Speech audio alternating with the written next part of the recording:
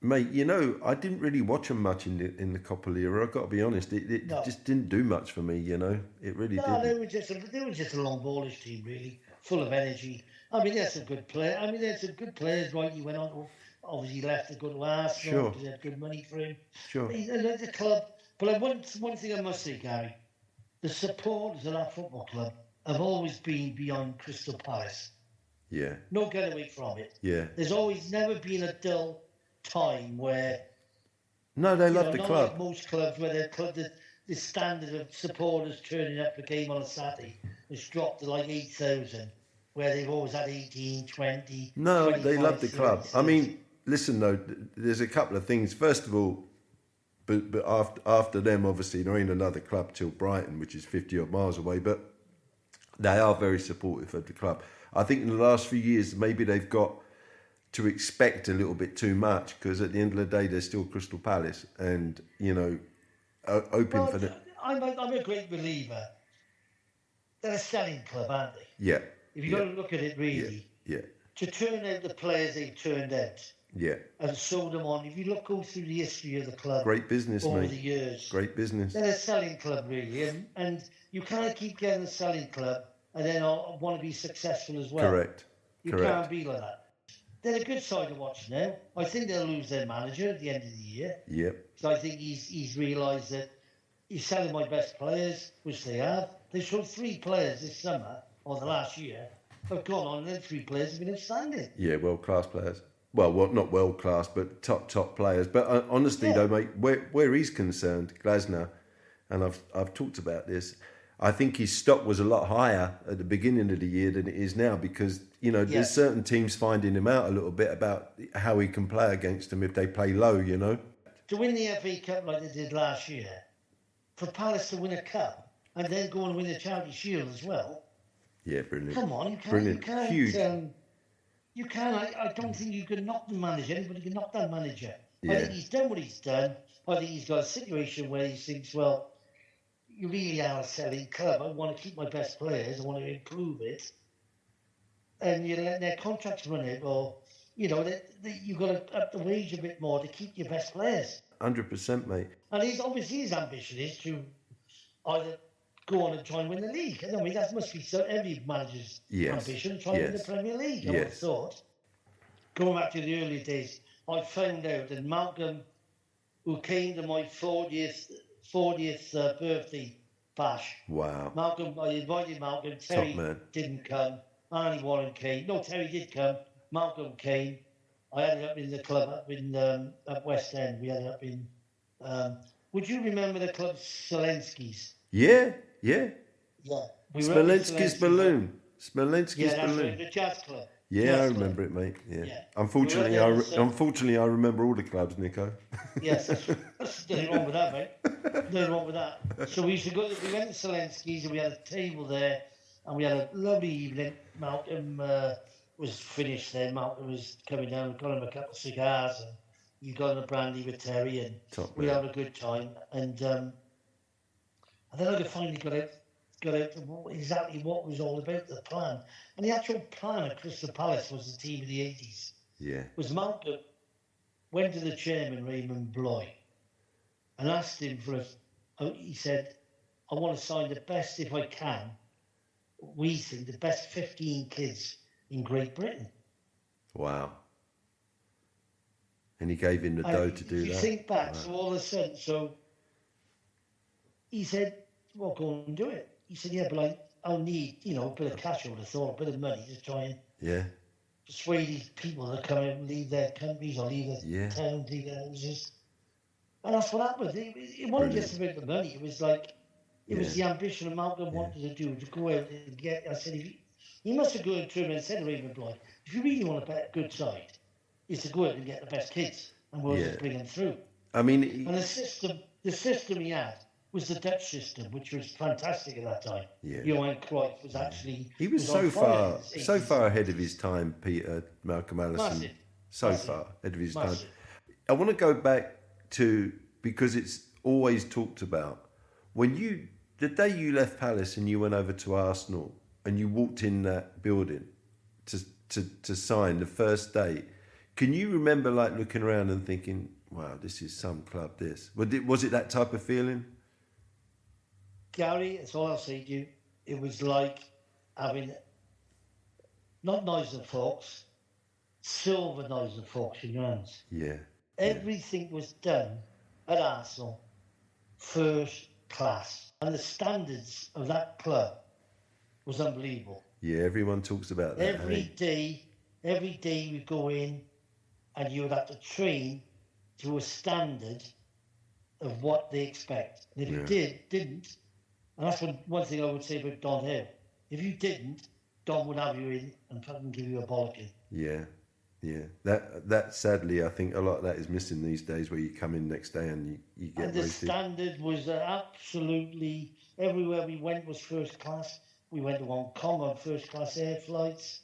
Everywhere we went was first class. The hotels were class, but they made sure you had to do it on the pitch as well. Yeah, of course. Yeah. When go on, sorry. And that was the difference. That was the difference of the two clubs. Yeah, and I can understand Eze when he says, "I want to play for Arsenal." Yeah. Because it is the Arsenal, mate. It is the Arsenal. Yeah. Let's not get away from that. There's just something about. I remember going there. We used to play them in the South East counties, and you go to London Coney where they used to train. Yeah. We used to go there, and after the games, you go in after the game.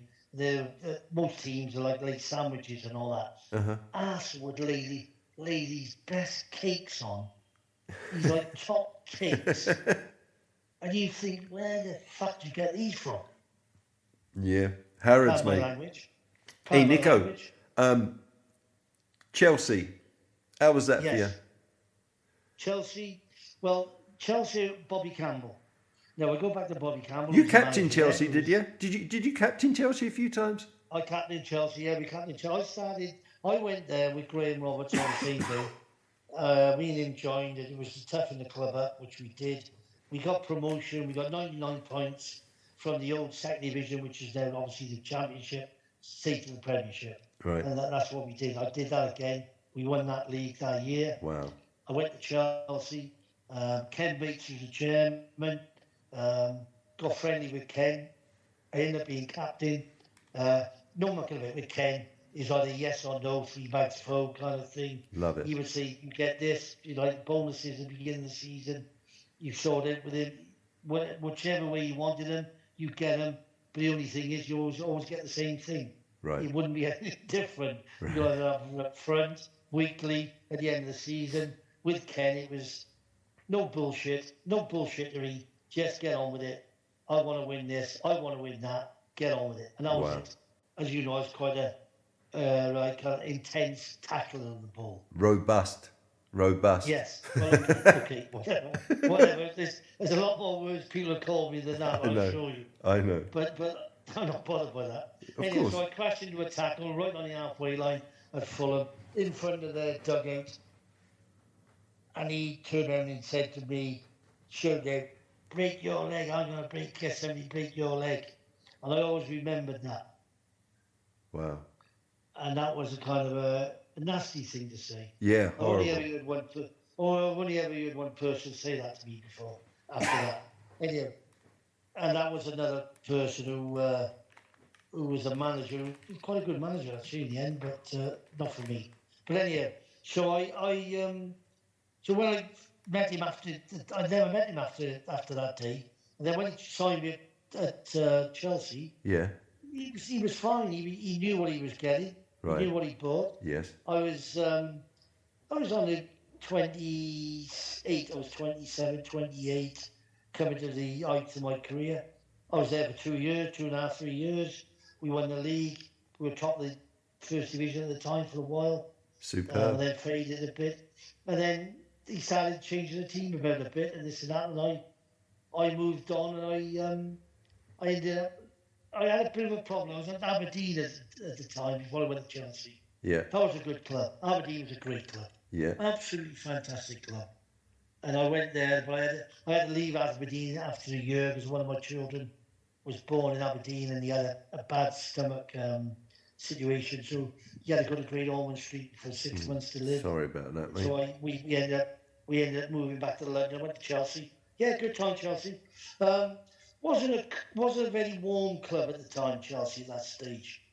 Yeah, well It was maybe like it's it was going through the Bates era where they had not much money and they didn't win much. And also they ended up being the captain. We walked out of Wembley and we won the old Simod Cup. We beat Middlesbrough, I think, 1-0 superb. at Wembley. You No, know, we won a cup, and I was man of the match of that, which was good. yeah, you say Chelsea wasn't. I'm not sure that Chelsea has ever really. I mean, I think the times when Abramovich was there and John Terry and Frankie Lampard, they were probably very close there, and Mourinho, but they never really seem a close club, Chelsea, did they? No, they weren't. No, it was the most probably the club. I went there. I finished my career at Watford. Steve Perriman was my manager, and then again I had another manager there who Steve Perriman had been a great player at Tottenham all his life.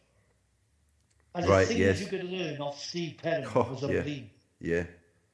You could learn things off Bobby Campbell, because Bobby Campbell was a reserve team player at Liverpool. Never played with Liverpool's first team, but he was there when Bill Shankly was there.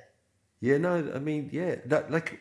So you'd learn these things of all these great managers, and all these things have been in my brain, and I've had all these in my career. So when I say about, you asked me the question about best manager or best coach, I've been so lucky to have all these great coaches, great managers. Yeah, no, if you put them all together. I had, and then Chelsea, Bobby left, and then Ian Porterfield took over. Yeah. And then I had Ian Porterfield. I had Ian Porterfield as my manager at Aberdeen. Wow. Now, Ian Porterfield, as we all know, Ian Porterfield scored a great goal for Sunderland against Leeds in the FA Cup. Correct.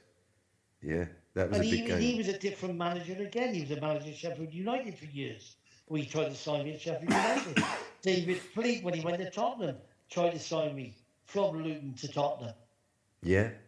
But Luton wouldn't let me go. Luton was a great club. I had Ray Hartford and David Pleat. I played some great players, Steve Foster and Ricky Hill. He was a Croydon boy. I played with some great players as well, you know. Yeah, for sure. Some great players. With Wales, I'm playing with Terry Yorth, I'm playing with Neville Southall, Ian Rush, Mark Hughes. Nico. I'm playing with all these boys in Wales, you know. Nico, hold on a minute. I want to hold you up there because you're very humble about your career, and I love you for that. But you know, Wales obviously it's a big week for Wales because I think they've qualified for the World Cup twice in their existence, and they're coming up at the end of the week. They're playing for that qualifying match. But when you played 73 times for Wales, right? Yeah. Am I right? Yes. 73 times. I mean, and you captained Wales a few times? I mean, I don't know. Did you? Captained Wales 34 times. Wow, there you go, man. That in itself is absolutely superb. When we took the record, I had the record number of caps at one stage. Yeah. At 73, I broke Joey Jones at 72, and God bless Joey because I know Joey very well. Played with him most of my career for Wales. Great player. Again, he was a Chelsea player in Wrexham and Liverpool for years. Played in the European Cup final for Liverpool. Excellent, great person to have. Great off the pitch. Great character. No, I mean the Welsh boys. Then you, Walshy, Stevie Love, Boyley. You won't remember this, but Stevie Love would give me his car as long as I cleaned it up. I would have the car for a week when he was with you boys. So I'd drive the car to Heathrow where you met up. But talking about Wales, I'm sure we can't talk about Wales unless we talk about the Souness tackle, right? Got to talk about that. Everyone talks to me about the Souness tackle. Was that on your mind when that game was coming up? You was going to have a one-on-one with him? Well, this all started. What it was, I was at Arsenal at the time, and we played Liverpool away, and again, I was a bit tenacious in a tackle with Ray Kennedy, and I hit him a little bit late, to be honest, I did. That's my own fault, really.